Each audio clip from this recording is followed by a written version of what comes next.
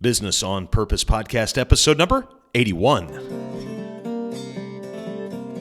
I can't believe it. At the time of this recording, the South Carolina Gamecocks, our basketball team, just beat the Duke Blue Devils in March Madness. Unbelievable. So we're pretty excited here in the Business on Purpose platform where we get to wake up every week, every day, and liberate small business owners from the chaos of working in their business. And that word chaos has come up over and over and over again for so many small business owners. And it's a great delight for us to be able to do that. This week's podcast, I thought I would do something that I've never done before. Last week, we actually hosted a live web class and webinar, whatever you want to call it.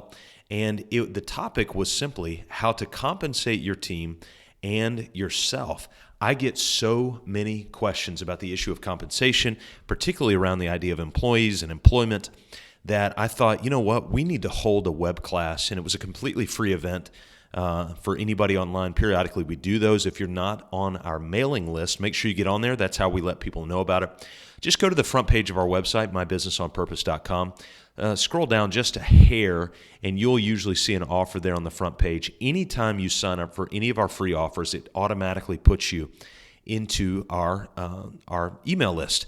And so that way we can let you know about free web classes like this, and we want to do that always. You can also learn about the 4 steps to business freedom, where we walk small business owners through the 4 steps to begin working on their business and stop spending so much time working in their business where they really get frustrated. And there's that key word again, chaotic. We want to cut the chaos. So to help you do that, I thought I would give you an overview, and we just took the audio from that web class, and right here I walk step by step through the various details of things you need to be thinking of as a business owner to help compensate your employees, but also compensate yourself. I talk about incentive-based salaries, ownership, a variety of things right here. So listen to this webinar. I hope it's helpful for you. It's something you can listen to in the car and implement right away. We're going to dive right in and get to our content today in terms of how to compensate not only yourself, but also your team members. And we're going to talk, let me kind of talk about the layout of how I want to do this web class. It's not necessarily that I've got a bunch of here's step 1, step 2, step 3. I certainly have a lot of things that you're going to need to consider as you move forward on compensation. And all of you are going to be in different places with different setups. In fact, some of you have already chatted in. I know your backgrounds to some extent, and I know that all of you are coming from different backgrounds. Some of you are coming from more bureaucratic, organizational, high-end organizational backgrounds. Some of you are coming from a solopreneur background. Some of you are coming from a small business under 25 employee background. And wherever it is you fit, we're going to talk about some things that have been coming through the real-life discussions and real-time discussions that I've been having with small business owners. And so that's what I want this to be. I don't want it to just be Scott's theory of what works. I want it to be a discussion around things that I'm hearing over and over again from small business owners. And as we begin to formulate those, bring it into something that you can actually implement right away. So one of my goals is for you to be able to walk away from this web class here this morning and or whenever it is that you're listening to it, and be able to implement right away some of the things that we talk about. And so we're already seeing more people come in. I'm delighted that you guys are a part. So we're going to dive right in. I'm not going to waste any time, and we're going to get right to the good stuff. So let me open up and share my screen here. Let me make sure that we've got everything set up and ready to go. Thanks again, guys, for letting me know that the audio and the sound seems to be working well. So I think we've got our slides up. And let me make sure, there we go. All right, so I'm going to share these here on the side of my screen. And then John or Dale or Alan, some of you guys, let me know if you guys can see the slides that just came up and that you guys see it on your end. You could just put that there. Alan, perfect. Thank you very much for doing that. All right, so let's dive in. How do we compensate your employees and ultimately yourself on purpose and bring value to what you're doing day-to-day perspective with the team members either you have or what you need to do to get started. First thing before we dive in, you got to remember what drove me out of bed this morning. I am here. I'm doing this web class because I want to help liberate you from the chaos of working in your small business. All right? So this is the whole purpose of what we do and why we do what we do, is to liberate you from the chaos, because there's so many of you swimming around in this chaos rather than your you're in a larger organization or a small organization, and we want to help liberate you from that. Now, I also have to tell you that part of that liberation comes through implementation. Many of you have heard me say it before, but a great quote has come out of Callaway's book, Magnetic, where he says, vision without implementation is hallucination. We don't want to hallucinate, all right? We want to go. So before we dive in, I want to work on some big things. And some of you don't know my family. This is one of the members of our family, not the fish, the boy holding the fish. And we were in Texas last month. We go once a year. I take my boys. We go eat steak. We eat huevos rancheros. We try to find all the Mexican places that don't speak any English at all. And we have the best time. And that particular day, we got to go fishing. And that is a real fish out of that real pond, caught on a real rod by that real boy who's holding it right there. And I think it's always fun to kind of see some background into who we are and what makes us tick. And that's one of the reasons that I go about liberating small business owners, so I can spend more time with that little monkey and the other ones that live there. Let me give you a quick disclaimer. Number one, I am not a CPA. I'm not a CFP. I'm not a JD. I'm not an RIA. I'm not any of those things. And everything we're going to talk about, because we're talking about some money, I have to be real honest that I'm not making necessarily recommendations. I want to bring some things that I've heard and ways that people have laid some things out. But in all things, as you guys all know, you've got to seek the legal advice from an attorney, from a CPA, a CFP. Those folks are licensed. And so just putting that out there, I know that you guys are not going to hold any of that against me, but I do need to put that out there. Hey, let's answer this question. What motivates employees? And my guess is most of us have no clue. And so I want you to look here. This was an article put out by Harvard Business Review. I think it was in 2015 or 16. Got this article, and I think the title of the article was something to the extent of, what do millennials want? What do millennials want? And so I looked on this graph, and quite honestly, guys, I was stunned by what this graph showed and what we can learn from it. So there's a couple of things that I want you to see. You can see where the two big arrows are. Number one, look where compensation falls on the list and where those little dots fall within compensation. Now, the blue is the baby boomer generation. The green is the Gen X. That's me. I'm 41 years old. I fall within Gen X. And then you've got the millennial generation, that orange dot right there. Those are our 18 to 34-year-olds, and they cause a lot of eye rolling from a lot of people. But you know what we're going to do is we're going to look at them with optimism to see what's out there. But here's what I want us to take away. What motivates people, what motivates you, what motivates me, what motivates people to come live out their expertise, their skill within the context or the stage of work is usually not what we think it is. We usually think it's all about money, or it's all about the environment that we work. We need ping pong tables and bean bags and soda machines and popcorn machines and all that. But the reality is that's usually not what motivates people. What motivates the millennial is the opportunity to learn and grow. You see that on the top line. But not so much for the Gen Xers and baby boomers. You know what really pushes them? It's the quality of the people around them. In fact, if you look at the Gen Xers, they're really not motivated by much in relative to the millennials and to the baby boomers, which is kind of interesting. I find that Gen Xers are more often translators between those two generations, the baby boomers and the millennials. But what's interesting is they're more often alike than they are different. That's why it's so peculiar when they get frustrated with each other, because they're actually getting frustrated in their own image to some extent. And so here's what I want you to take away from this. Is the quality of the management, the quality of the work going around is more compelling to most people than the money that you pay them. See, we always look at the money. And what this graph is telling us, the Harvard Business Review, is it's less about the money and it's more about the environment that you're putting them in, not the environment as it relates to all the accoutrements, all the trophies and the ping pong tables, all those sorts of things. The environment as it relates to the relational aspect with management and a relational aspect with the actual work that's going on the ground. And so there are a lot of things that we can work on there from a leadership perspective when we're growing our business. Here's the tough news. The tough news is that that's the hard work, the soft skills, to work on ourselves, to recognize the things that we need to grow in. The good news is it's not about money, all right? And so that can free us up a little bit in terms of what motivates people. It's not necessarily about the money. In fact, I want to argue that we're kind of looking at this issue all wrong. Here's how we look at it. People over roles. You're like, hey, what are those things on the bottom? Well, they're rolls, like bread rolls. And it's almost lunchtime here as we're doing this. So it's making me a little bit hungry. But we think about our work environment and compensation. We think about people first, and then we think about the role. And sometimes we don't even think about the role at all. And what I want to do is I want to flip our thinking. And I want to think about role first, people, what I call agnostic. All right. Now, I'm not making a religious term here. I'm not doing anything like that.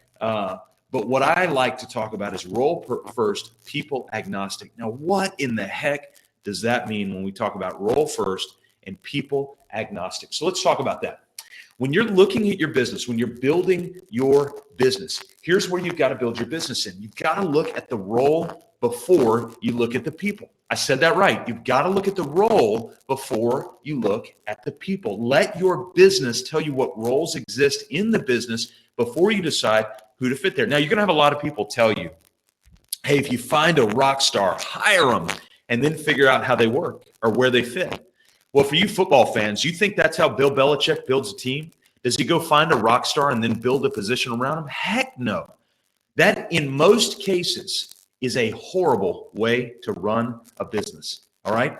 And yes, I meant what I just said. In most cases, that is a horrible way to run a business. If you're trying to focus on the person first, the rock star first, and then building a role around them, you're going to get burned the majority of the time. You know why? It's because rock stars carry expensive baggage. Rock stars carry expensive baggage. And so what we want to do is we want to look at our business and the vision of our business and where the business is going, the organization's moving, and we want to make a decision that we're going to look at what roles are needed to get to the vision. Don't worry about the people yet. So I call it role first, people agnostic. What do I mean by that? Well, I'm talking about don't worry about the people until you've got the role defined, because once you get the role defined, guess who's going to have clarity on whether or not the person fits? Well, yeah, you'll have clarity on it, but that person will have clarity on it.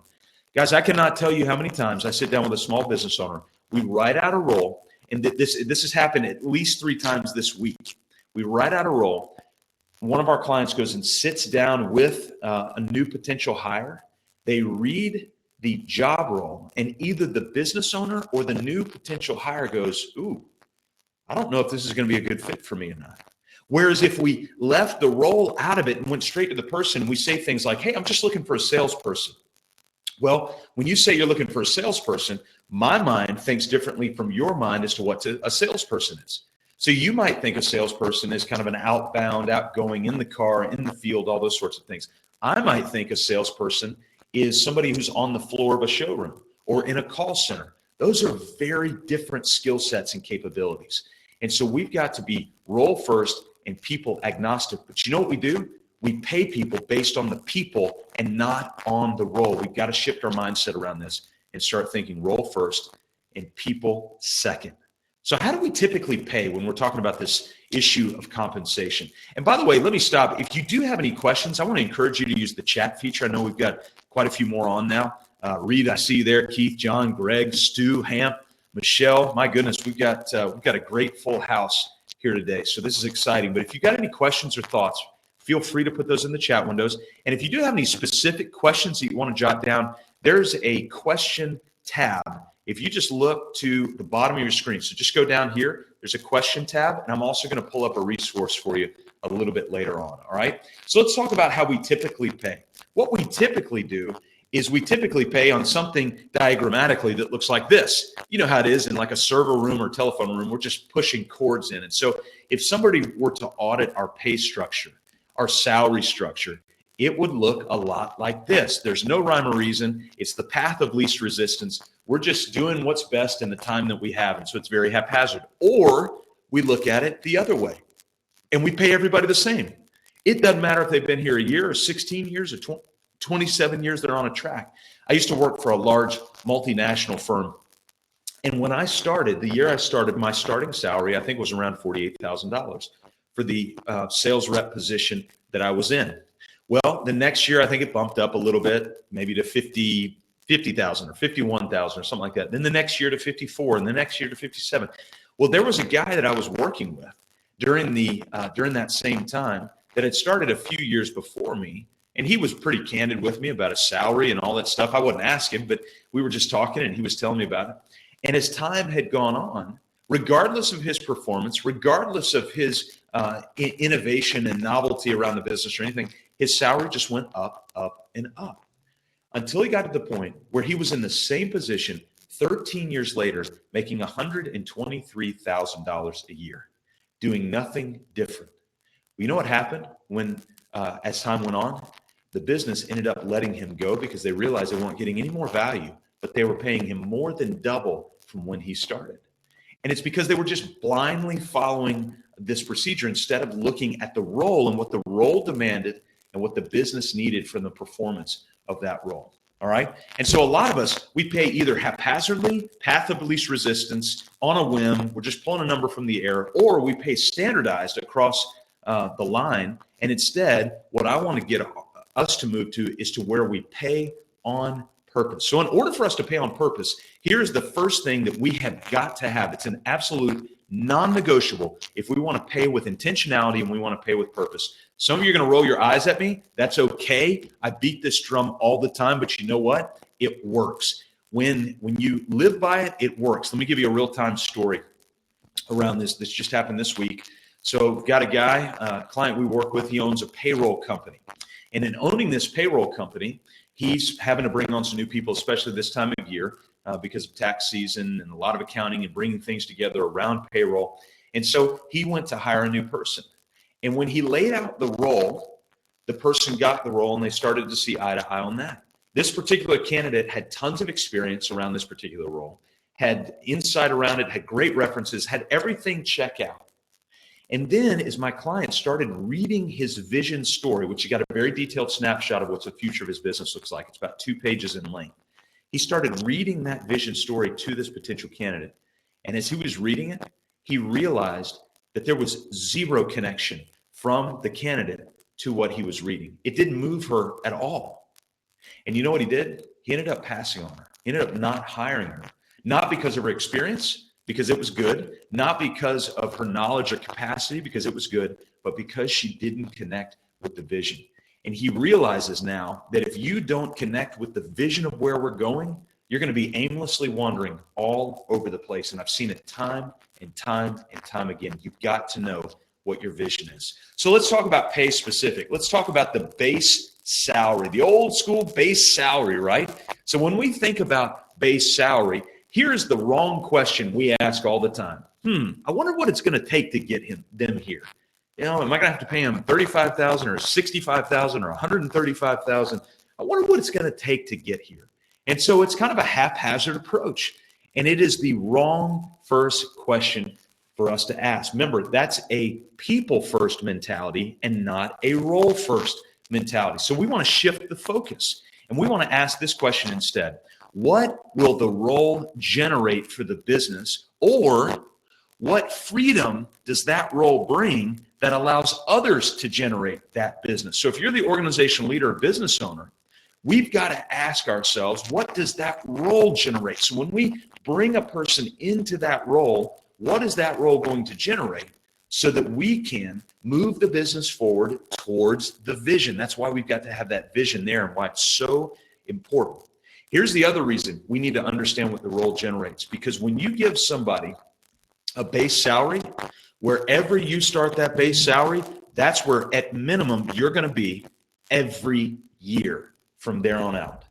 And so that's your baseline.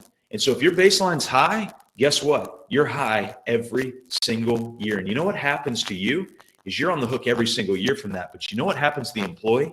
You actually hurt them in the long run because of that story I just told you about. When you give them too high of a base salary, starting from the get-go, and you just keep ramping it up haphazardly every single year because that's what the corporations do, then what ends up happening is you hurt them down the road. You're going to come to a point when the market dips, you're going to have no choice but to lay them off because their base salary was too high. And so that's why we've got to think strategically. Now, you can have the old thing like, hey, son, this hurts me more than it's going to hurt you. No, in reality, when you're a parent, we're parents. We've got a 16, 14, and 12-year-old. I get that. I don't want to discipline my kids. I hate doing that because it really does hurt me. Well, it's the same way with base salary. When you give them too much, it hurts them more than it hurts you in the long run because there's a chance you're going to have to lay them off. So in your base pay, here's the recommendation I always give people. Hey, listen, people aren't ultimately motivated by money in the long run as long as their basic needs are cared for. Why don't we give a lower base salary, something that's industry appropriate, but a lower base salary, and then let's see if we can excite them about something else that's going to generate performance for their role. So how in the world do we do that? Well, that's where we go into incentives. And so what do we talk about when we talk about incentives? Well, I want something that's going to drive behavior that's a triple win, a win-win-win to the business, to the team, and to the team member. Remember, as the organizational leader, as the business owner, you are responsible. You have to steward that business because that business not only serves your employees, but it also serves your customers. And so you have a responsibility to steward that business in such a way that serves you and your family, serves your employees, and serves your customers. All right? And so we need to create a win-win-win to the business, to the team, and to the team members. So there's a couple of different incentive options that you can give. One is what I call the haphazard bonus. Another word for that is charity. All right? So we don't like to give haphazard bonuses. Unfortunately, that's what the majority of people do, is they give a haphazard bonus. And here's what it looks and sounds like. At the end of the year, we get to December and we go, oh, I've got to get bonuses. How much money do we have in the bank? And we look and see some number that really doesn't mean much to us because 80% of it's accounted for going to the IRS or operational expense or whatever. And we go, how much profit did we do? And then we look at our net income line item on the profit and loss statement and go, well, I guess that's how much profit we did, but I don't see it in the bank. So let me take some number in between there, bring that down, cut it up in 3 or 4 or 5 parts, how many ever people you have, and let's divvy it out there based on what I subjectively think. If you want to do that, I want to go ahead and be dead honest with you. All you're doing is giving charity. You're voluntarily giving money away. That's it. There's nothing strategic about it. There's nothing thoughtful about it. You're just giving, and your employees at that point are nothing but charitable causes. Not saying charitable causes are bad. They're awesome. We need to be doing that. But we need to be doing it strategically, and then we need to be compensating our people strategically. I'm going to ask you, never do that again. Please don't give a haphazard bonus. You know the other reason we don't is you're hurting your employee in the long run. If you give them a bonus of $1,500 this year and it's haphazard, guess what they expect next year? $1,500 plus.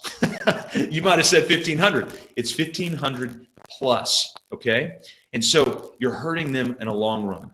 Wherever you begin is where you'll be every year. So make sure you've got clarity on what your bonus structure looks like. It is so crucial to understand this key point. Now, what I want to encourage you to do is to move potentially, I'm going to give you a couple options here, to something that we call the purposed bonus, all right? It's grounded in performance. You can build a couple of structural makeups around a purposed bonus, but a couple of key principles of a purposed bonus. One key principle of a purpose bonus, hit this too fast. One key principle of a purpose bonus is it's got clarity and structure around it. It's also based on performance, and it's based on the role, the performance of that particular role. And so if it's based on the performance of the role, if it's based on also a particular structure, then what it could sound like is something like this. We call it a profit share. Now, I want to give you a caveat here. I recently heard a small business attorney talking about this idea, and this is my caution, of a profit share. So when you do a profit share, this particular business attorney said, you've got to be very careful because an employee could potentially actually come back and sue you. So let's say you made $100,000 in profit in 1 year, but you took 25 of it out and you went on a Caribbean vacation. And then you profit share a percentage off the 75, the remainder of whatever you drew out of the business for your vacation and what's left.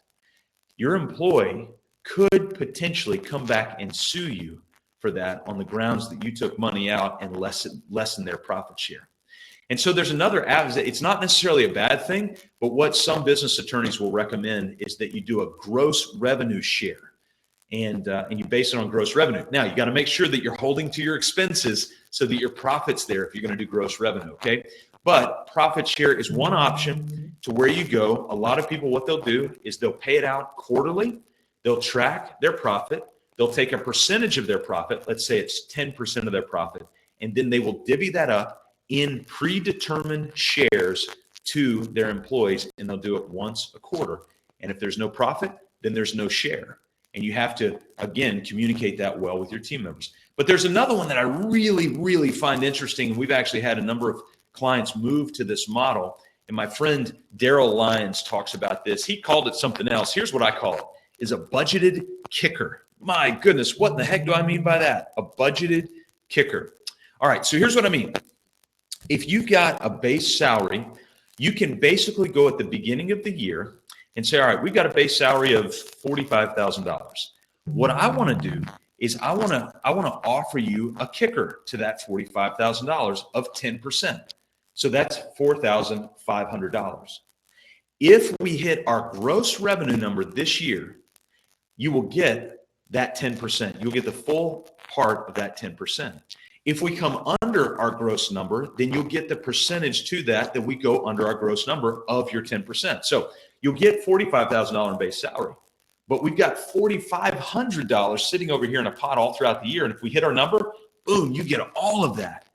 If we hit a fractional percentage of our number, then you get the fractional percentage of that. If we hit over our number, then we'll pay you that plus some.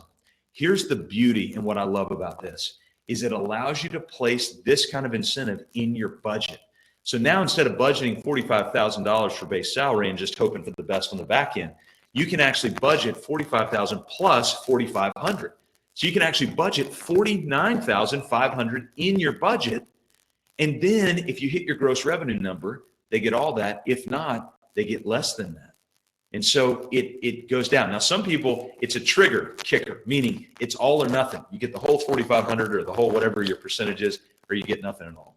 I am a huge fan of this model because it allows the business owner to have more predictability around their budgeting on the front end. It's a great, great concept. A lot of people have used it and used it very well. And again, I want to credit my buddy Daryl Lyons, who's the author of Small Business, Big Pressure, for giving me that idea. We had a great podcast. I forget what number it was in the Business on Purpose podcast. Now, your incentives have got to be based on something. Remember, I said they have to have structure. One key indicator of your structure needs to be the financials. It just needs to go back to your financials because your financials are going to be a great barometer on the overall health of your business. The second is the frequency. You need to determine, are we going to pay this out quarterly, monthly, annually, twice annually, whatever that looks like, and then whatever your evaluation looks like. Now, let's talk about this for just a second. It's a little bit off topic, but I think it's worth the conversation. This idea of evaluations. I forget what his name is, the COO of 1-800-GOT-JUNK said this one time when asked, do you do annual evaluations? He said, anything that the federal government does, we've decided doesn't work. So no, we don't do annual evaluations. What they've moved to instead is what they call stand-up coaching sessions. And so once a week, you meet with your direct report, either up or down, for 15 minutes, and you go through a stand-up coaching session. Now, here's what I recommend your stand-up coaching session sounds like. There are 5 elements of it. Number 1, what's the most important thing on your plate this week? So imagine you walk up to your team member. What's the most important thing on your plate this week? Number 1. Number 2, how can I help you get that done? Number 3, here's what I see, right? Not what I feel. Here's what I see. Number 4, does that make sense to you? Number 5, here's what I need you to do. Imagine a coaching session where once per week for 10 or 15 minutes, you got with somebody who directly reports to you, and all you did was walk through those 5 steps. What's the most important thing on your plate? How can I help you get that done? Here's what I see. Does that make sense to you? Here's what I need you to do. It is a powerful coaching framework, and it's a great way to do evaluations. And so as you're doing those ongoing evaluations, you're also letting them know where they're standing in line for their incentive compensation. And so you can put some metrics around that as well. I'm real cautious to give you specific steps to that because I want you to build it in line with your vision, not with my vision. Very, very important to be able to do that. All right. All right. So that's our financials, our frequencies, and then obviously our evaluations. So that talks a little bit about incentives and incentives compensation. Again, if you got any questions, make sure that you put it in the questions tab. We've got one down there. So let me go down here. Stu put in, if we're currently paying a worker in a non-ideal way, how do we transition that to a pay on purpose while respecting the person and the work and value they've had to our company? My goodness, Stu, what a great answer. This is something that we actually run into periodically. So there's a couple ways that you can do this. Number one is you just stick with it and hope for the best. Number two is you give an option to them. You sit down. Now, Stu, this has to start with a vision. Don't ever go into this conversation without first launching in with a vision. And when you've got a vision laid out and you sit down with your team member and say, hey, first off, I want to discuss with you your compensation, but here's why. It's because I want us to read through our vision and where we're going as a business. And when you read through that vision, you have to let them know the way I've got the compensation structure and a base salary set up is not sustainable long-term. Here's my fear. My fear is if the market goes down in the next couple of years, I'm going to be forced with having to let you go. And I don't want to do that. I want to keep you. So what I'd like to do is actually pay you more. All right. Now you've got their attention. How do I pay you more? What I'd like to do is offer your guaranteed base salary less. And then I want to increase your incentive compensation. Stu and everybody else, listen, I want to make this point really clear.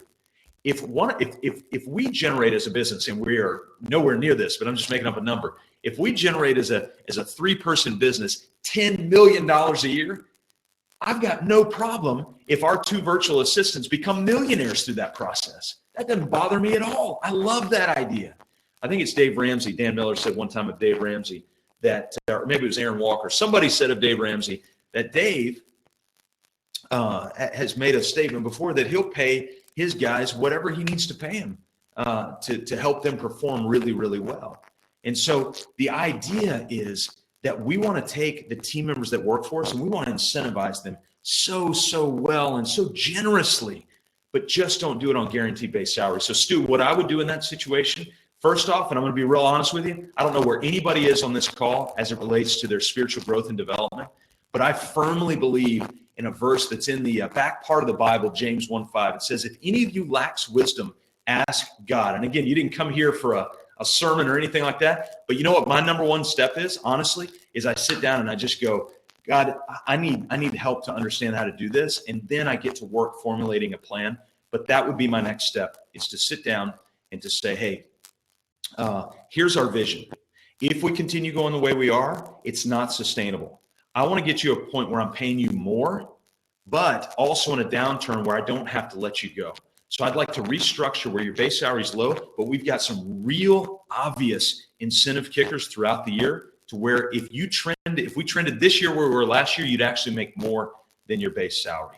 So, all right. So let me, so Alan put a question in here.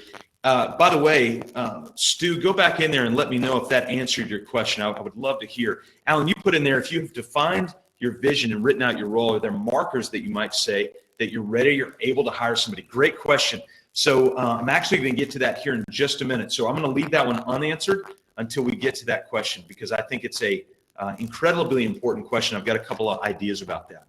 Before we do that, let's go and let's talk about, cue the music, ownership and partnership. Dun, dun, dun, right? This is one of those things that is taboo. It's something we don't like to talk about. I heard Dave Ramsey say one time, the only ship that doesn't sail is a partnership, right? So we've got to talk about these things. We need to talk about them openly. Here's my rule of thumb on ownership.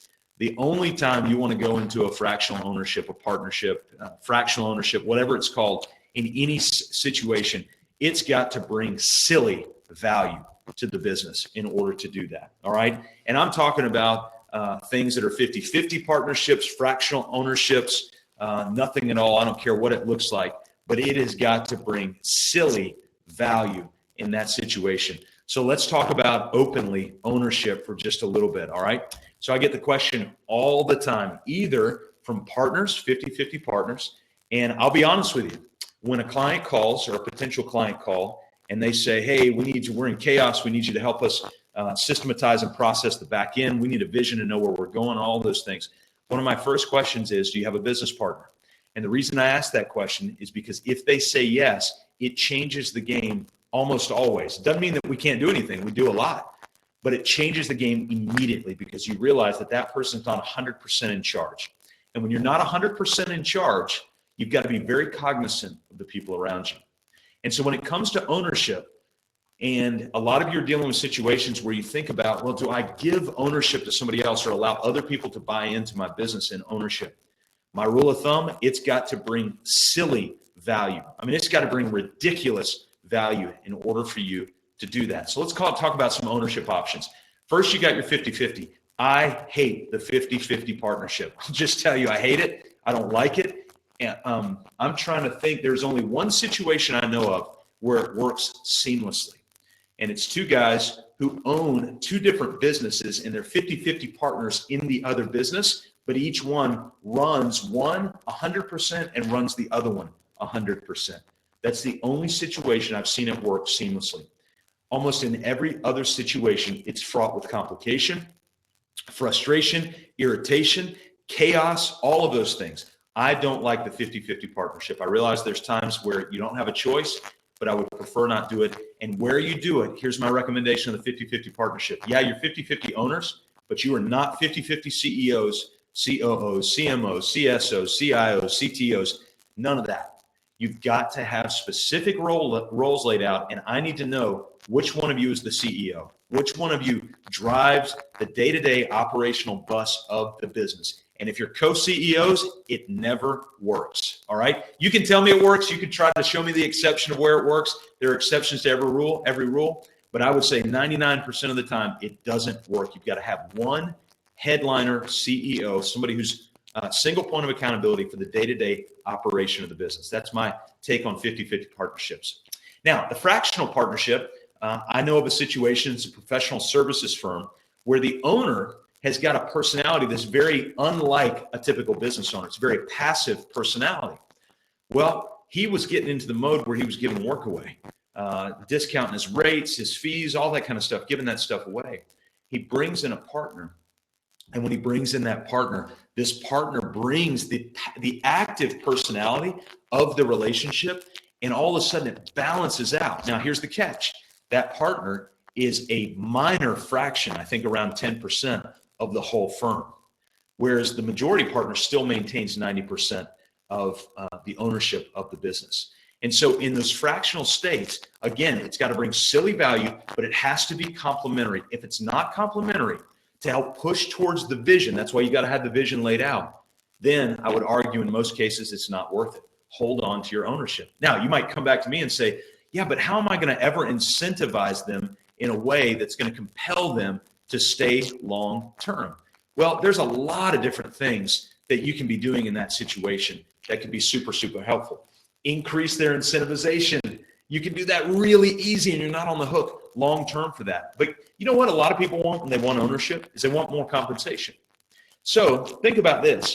If you gave somebody 1% of profit share or 3% profit share just out of the gate, no ownership, no anything else, how much different is that than give them a 3% equity stake in the business? Now, when you give them that 3% profit share or 1% profit share, 0.5%, whatever you want to do, they don't have equity stake in the business. They don't have buying or voting power in the business, but they're still drawing some incentive compensation. Now, you can also build it out to where you incentivize them to stay. You could say, hey, I'm going to do 1% of profit share to incentivize you, but I'm going to stage it. You're going to get half of that percent today, and you're going to get 0.5% carved off into a bucket, and it will be reserved for you that you can cash out 3 years from today. So there's never a day that they're in your office that there's not a bucket out there 3 years down the road with money in it for them to be able to cash out. It's a great way to retain that person, but to leverage that income. Now, again, talk to your CPAs, your CFPs, tax advisors. Make sure you've got those vehicles and those instruments in place. I don't give any recommendations or advice around that, but that's how I've seen people structure those deals before. to where you incentivize them today and you offer an incentive out in the future based on their performance today. And guess what that also hedges against? It hedges against potentially having to let them go 3 years from now when the market tanks, because even though their base salary is lower, they still have some incentive comp sitting in a bucket that they can go back and reserve. So there's some real different options that you can look at there. But here's my underlying statement of the whole thing. If you are 100% owner of your business, fight as hard as you can to maintain that. All right. If you are a fractional owner in your business, seriously consider buyouts. Not all the time, but sometimes you need to at least think about what that looks like to do a buyout or a buy-in. If somebody's whatever, you want to buy into a larger percentage of the firm. Bottom line with any ownership issue, you must know your operational role. Owners sit over here. They're not in the business, right? They're on the business. CEOs, the C-suites, the leaders of the companies, they're over here. They're segmented day to day. The owners fly in once a month. The CEO's there every single day. If you're an owner of the business, you've got to know your role. You might go, I'm a CEO. Yeah, you're the CEO. You're probably also the bookkeeper. You probably also take out the trash. There's a lot of things that you are. You have to understand what those roles are, else your business is going to be in chaos and in constant motion. All right. So those are some important things that we're talking about and that need to be discussed. Now, Alan, you asked the question earlier, when do we know it's time to hire? My goodness, what a great question to be able to ask. So when do we hire? And so here's my answer to that. When your vision and your values tell you to hire. Now, Alan Jones, I know Alan Jones, he's probably rolling his eyes at me. He knew I was going to hold the company line with this, but you know I'm serious. When your vision tells you to hire, what do I mean by that? In our 6-year Business on Purpose vision, we have a line item in there that calls for 6 virtual team members. In fact, it doesn't call for any W-2 employees because I realize my weaknesses with W-2 employees. I would keep them on too long, right? And I would probably overpay. And so that's something that I really struggle with. And so we realized that. And so we wanted to build a business that would work on virtual team members, not only so they would have an opportunity to bring their skill set to our team, but also free them up to leverage their skill set for other people. So the 2 virtual team members we have right now also work for other people. And it's a delight to know that they're able to offer their service to other people. And so our vision literally lays out how many team members we need and at what stage we need those team members from a production standpoint and from a revenue standpoint. And so when we hit those thresholds, that's when we bring people on. The other thing that tells us is our values. If we're not able to meet or match or deliver on our core values, that probably means we're understaffed, we're undermanned, and we need to go out and get new team members. So when do you hire? You hire when your vision and your values tell you that you need to hire. But in order to do that, you got to have vision and values. All right. So let's talk about what to do now. My goodness, if you know me at all, you know I'm about implementation. We've got to constantly implement with what we're doing. And so let me just answer these. Okay, Stu, you put in here, you answered my question. Great. Thank you for that. Anybody else who's got questions, feel free to put those in those question panes. I want to make sure that we're answering that first. Here's the first thing you need to do.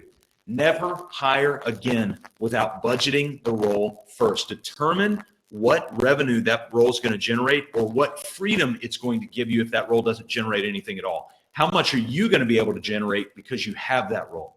You need to ask those questions and set the salary around that. Of course, you're going to have to benchmark, look at the industry, all those things, but also don't let the industry talk you out of truth of budgeting in your role. If the industry is demanding 3 times what the role is, your business may not be a fit for the industry. Your product may not be a fit for the industry. And so you've got to ask those hard questions about that. The second thing I want to tell you about, and this is something that we can offer you as a tool, is our 7 steps to anxiety-free hiring. It's a short little document that we've put together that if you follow it, I promise you, it will give you greater clarity for how you bring team members on board. I'm going to show you how you can get that totally free. We'll give you a tool where you can just download that completely for free and start using that. You know what's crazy? We've shared this tool with hundreds of small business owners. And what I find is people are still in chaos when it comes to hiring. But when I ask the question, did you follow the guide? You know what the overwhelming response is? No. Guys, I'm asking you, follow the guide. None of our stuff is rocket science. It's all pretty clear. But what we found the magic sauce to be is implementation. Just implementation, simple implementation. So if you can implement, it's going to bring you greater value to do that. The third thing is to decide on a win-win-win pay structure that works for you. Is it going to be a low base with high incentive comp? Is it going to be ownership structure, non-ownership structure? Are you going to pay out quarterly? All those things that we talked about. Are you going to do that budgeted salary or base plus the budgeted kicker? Man, I love that idea of doing something like that. What are you going to do? But go ahead and decide, but make it a win-win-win that works for everybody. And I promise there are options out there that can do it. And then once you do it, communicate it. Communicate your philosophy, but tie it right back to your vision.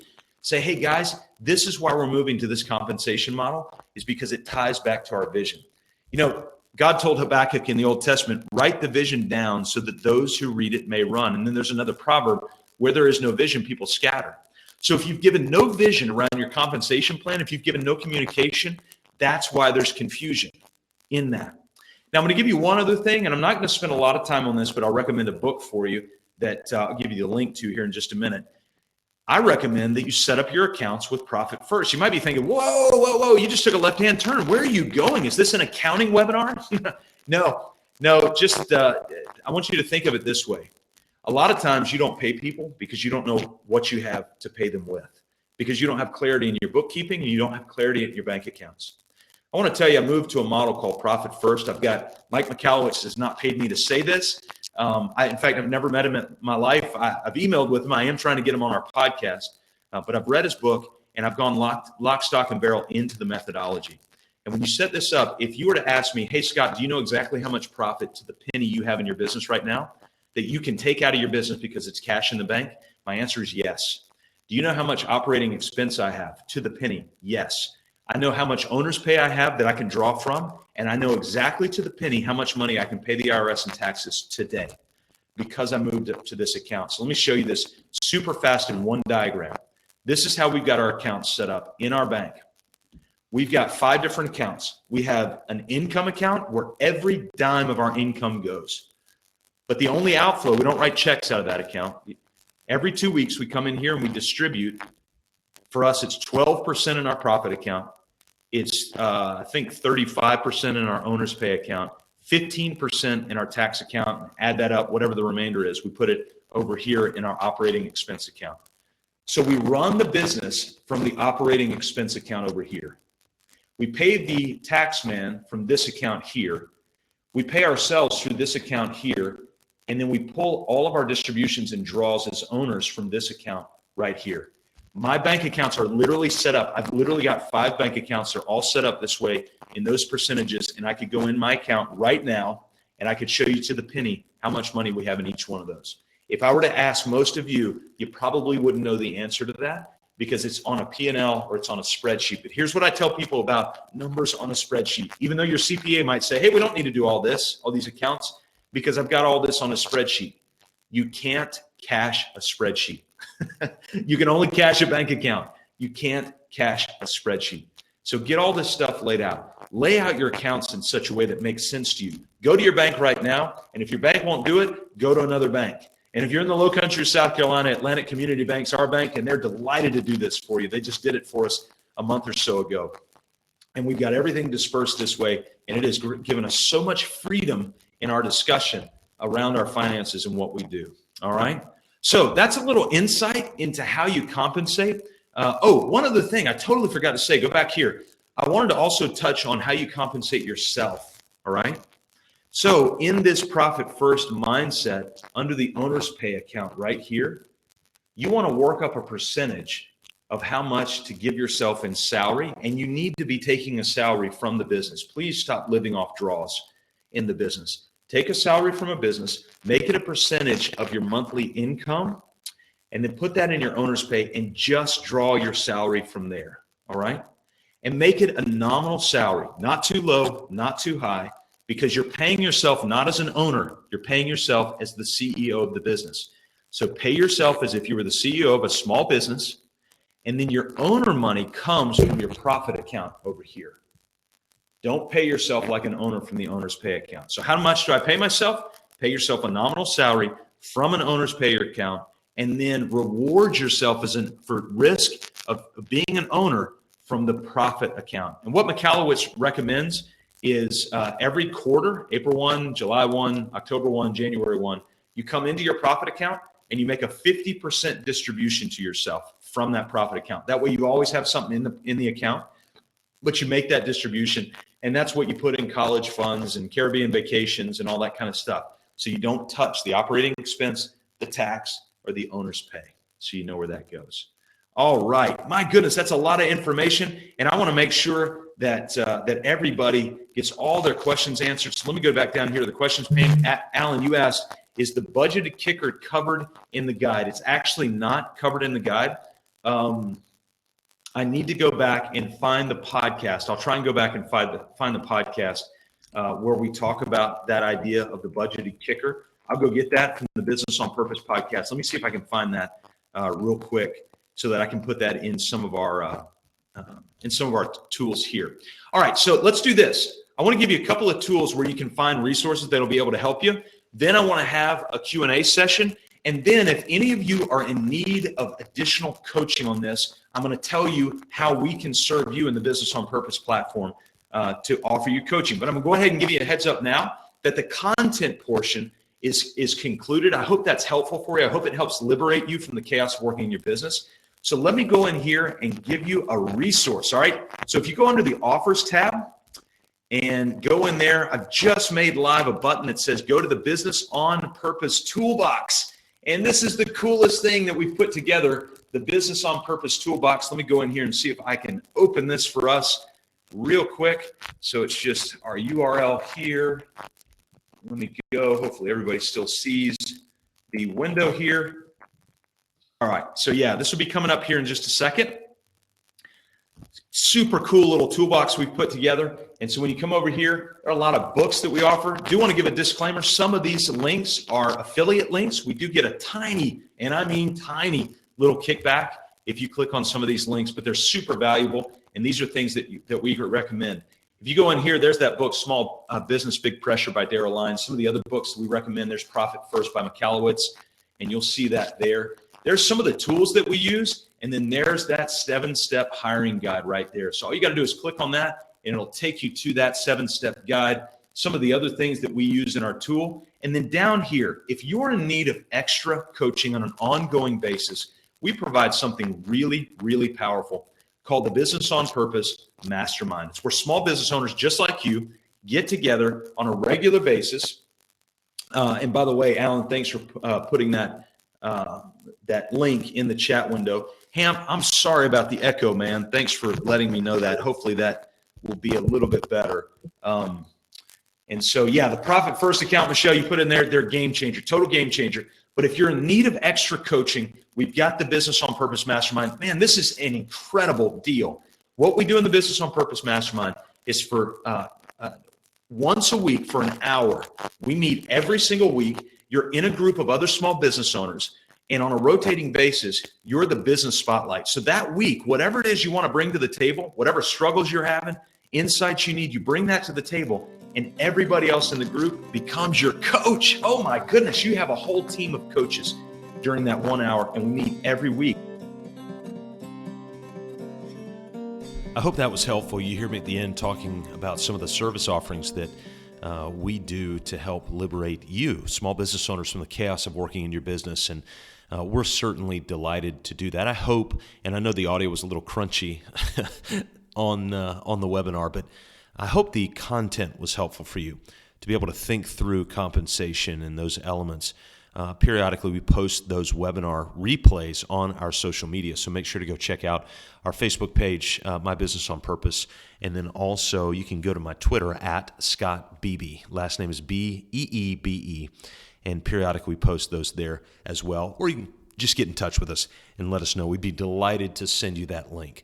We want to make sure that you have access to that content so you can be liberated from the chaos of things like dealing with employee compensation, because I know it can be really, really challenging. Hey, if you need insight and help on the 4 steps to business freedom, we are here to serve you, not only myself, but we are also beginning to certify other coaches in the 4-step process so that we can begin to serve more and more small business owners just like you. So if you need help with that, go to 4stepstobusinessfreedom.com. And we would be, just fill out the application there. We'd be delighted to get in touch with you about that. Thanks for checking us out right here on the Business on Purpose podcast. And we'll see you next week, where we'll be right back on the Business on Purpose podcast.